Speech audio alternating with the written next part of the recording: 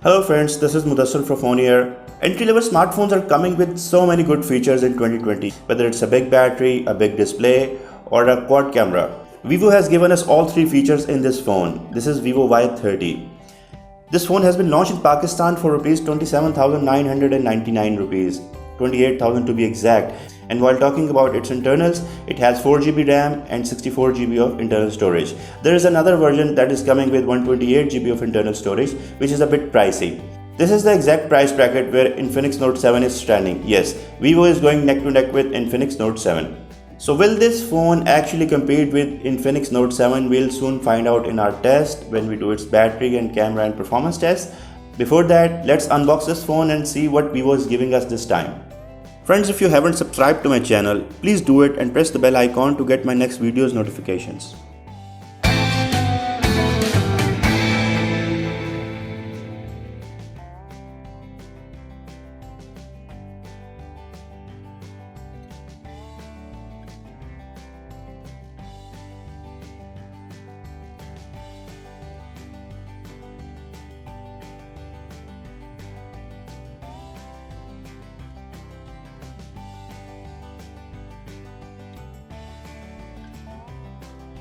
The back of the phone looks very compelling and catchy, and you would feel this greenish kind of ray originating from anywhere light strikes on its surface.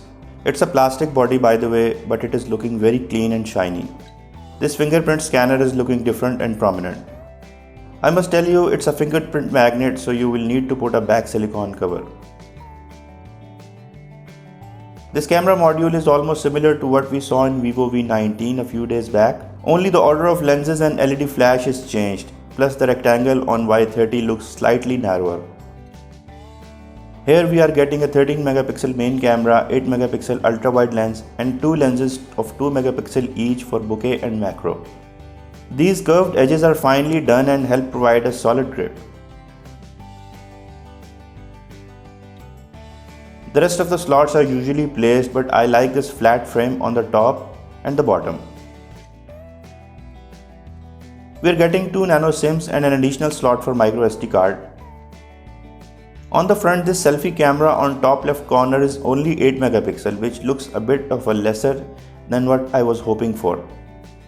By the way, Vivo is calling it an iView display. Well, I have configured the basic settings on the phone.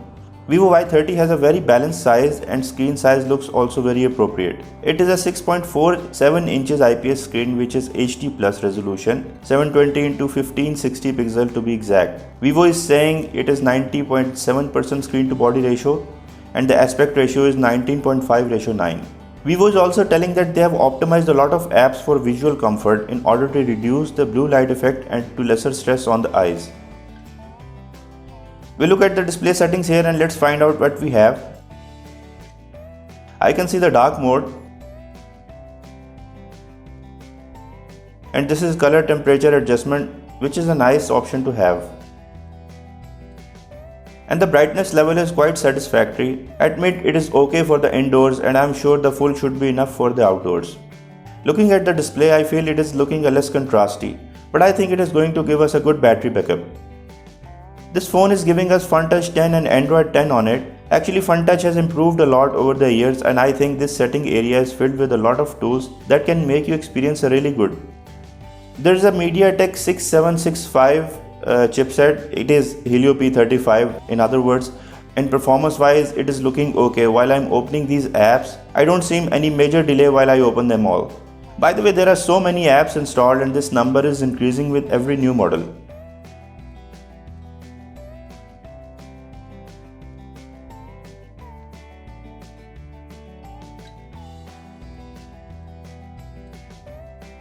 Let's find out the speed and quality of fingerprint and face unlock scanning.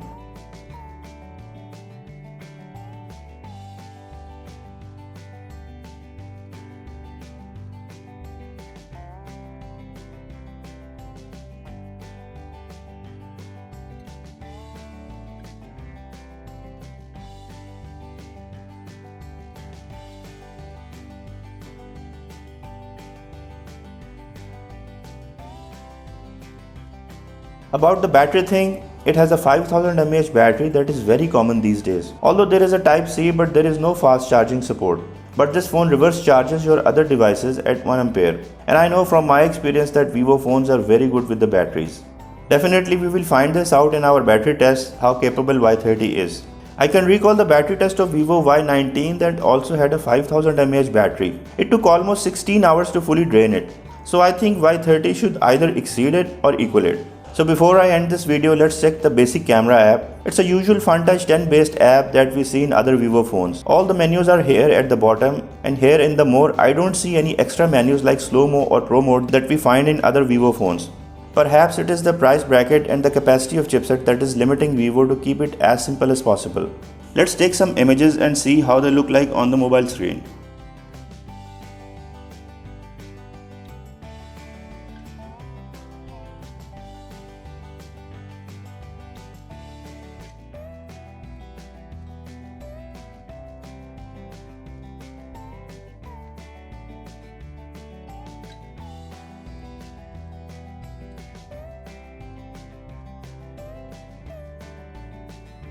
So guys, this is an unboxing and overview of this phone from my side. I'm going to test the battery and camera of Vivo Y30 for you guys. If you need to say anything, please do it in the comment area below. And if you like this video, do give it a thumbs up, subscribe to my YouTube channel, and please press the bell icon for getting the notifications for my next videos. Until my next video, Allah Hafiz.